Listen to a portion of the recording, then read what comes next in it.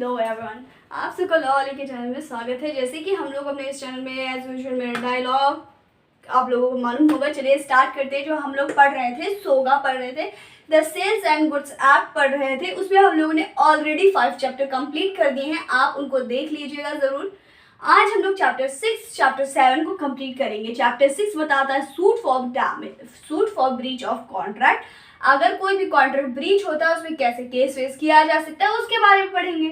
Chapter 7 miscellaneous यानी कुछ और अदर प्रोविजंस के बारे में हम लोग चैप्टर 7 में पढ़ेंगे। फिर उसके बाद हमारे चैप्टर हो जाएंगे, चैप्टर नहीं पूरा एक्ट हो जाएगा खत्म। चलिए स्टार्ट करते हैं अपना सेक्शन। सबसे पहले खोलिए अपना 55 जो कि suit for breach of contract के अंडर आता है।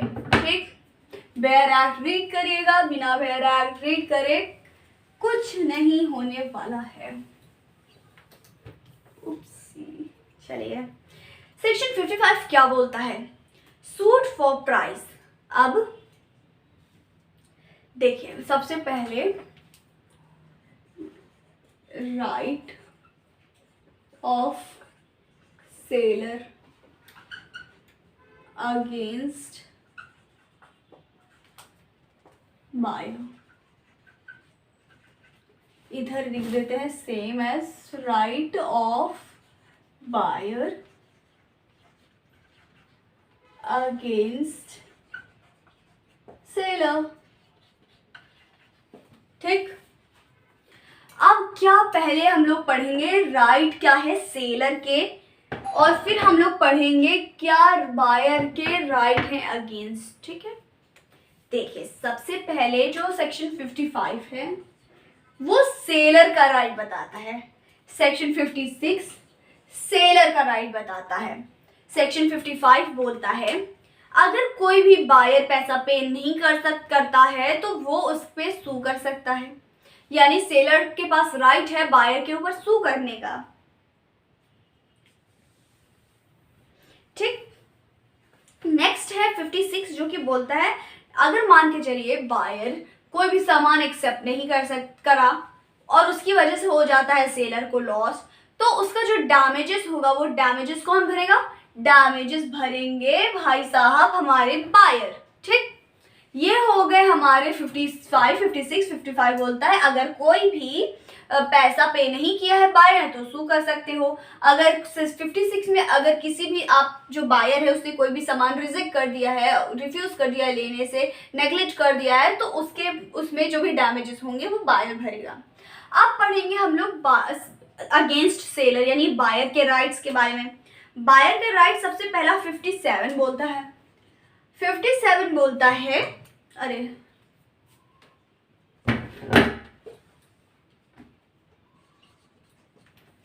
57 बोलता है डैमेज फॉर नॉन डिलीवरी। अब मैंने क्या कहा, भाई मेरे घर में 4 तारीख को शादी है, मेरे को 10 किलो मिठाई भिजवा देना।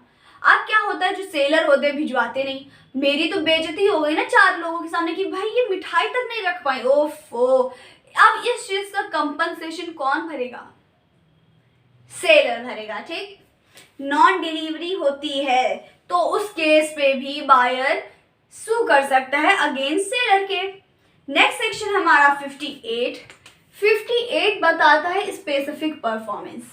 अगर मान के चलिए, अब पहले आपको इसमें लिखा हुआ है जो चैप्टर 2 है स्पेसिफिक रिलीफ एक्ट का, अगर उसमें हम लोगों ने ब्रीच ऑफ कॉन्ट्रैक्ट पढ़ा है ना, अगर देखिए किसी स्पेसिफिक परफॉर्मेंस को नहीं करता है सेलर तो उस केस में भी 58 के अंदर बायर हैव राइट की सू कर सके। ठीक, नेक्स्ट सेक्शन है 59 जो कि remedy for breach of warranty बताता है। अब मान के चलिए जैसे वारंटी दी सेलर ने, अब वो भी ब्रीच हो गई, उस पे भी अंडर सेक्शन 59 सू कर सकता है अगेंस्ट सेलर के। ठीक, नेक्स्ट सेक्शन हमारा 60 repudiation of contract before due date. मतलब कि ड्यू डेट से पहले ही खत्म कर दिया तो इसमें क्या होगा, ये चीज सेक्शन हमारा 60 बताता है। 61 बोलता है interest by way of damage and special damage. अब इसमें ये बताया है, सिंपल सी ये बात कहता है, अगर कहीं बायर के भी राइट्स खराब हो सकते हैं, कहीं सेलर के भी राइट्स खराब हो सकते हैं, तो दोनों के पास ये राइट है कि दोनों एक के अगेंस्ट, बल्कि आपस में नहीं, जो गलती करेगा उसके ऊपर सू करा जा सकता है, ठीक, चाहे वो बायर हो चाहे वो सेलर हो। अब हम लोग पढ़ेंगे अपना लास्ट चैप्टर जो कि 7th चैप्टर है मिसलेनियस। उसमें सबसे पहला सेक्शन है 62, exclusion of implied term and condition. अब ये क्या है?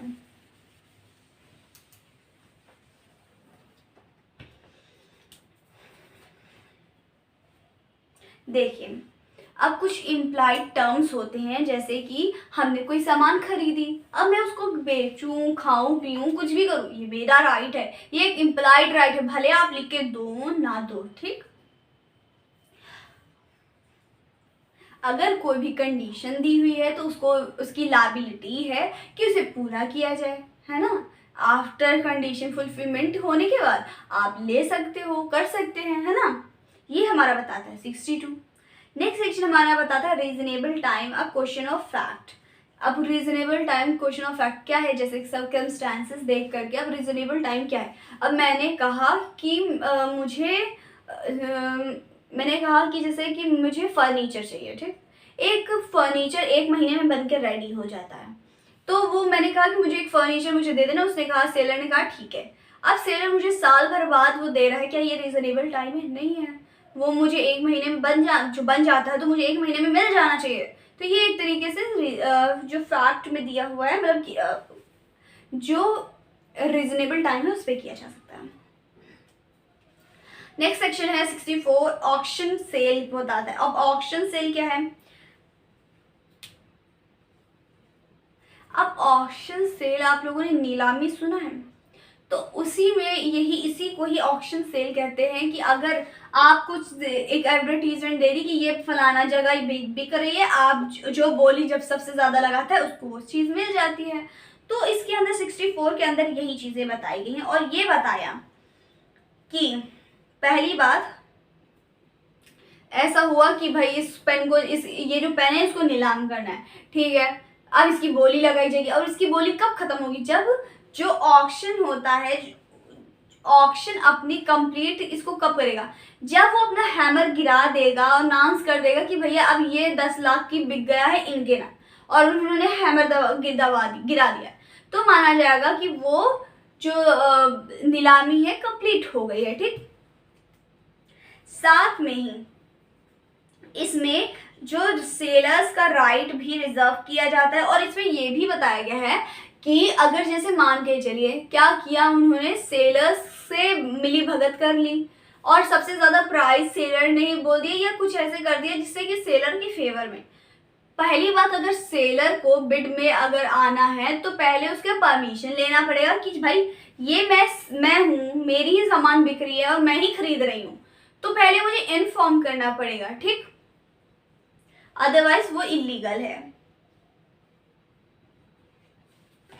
और अगर इसके किसी के मतलब कि सेलर के फेवर में कोई करता है तो वो भी इलीगल, मतलब फेवर के थ्रू, लाइक उसके एजेंट वगैरह करते हैं तो भी वो गलत, इलीगल माना जाएगा। नेक्स्ट हमारा सेक्शन है जो 65, वो रिपील्ड है। 66 हमारा जो है वो बोलता है जैसे कि ये जो एक्ट है,